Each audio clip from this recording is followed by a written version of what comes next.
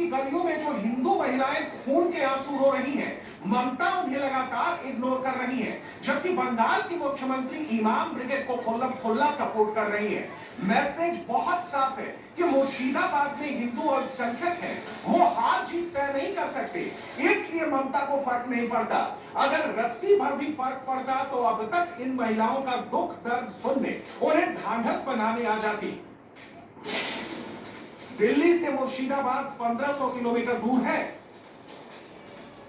NCW की team यहां से पहुंच गई, वहां की गली गली जाकर हिंदू महिलाओं का हाल जान लिया। कोलकाता से मुर्शिदाबाद की दूरी 216 किलोमीटर है।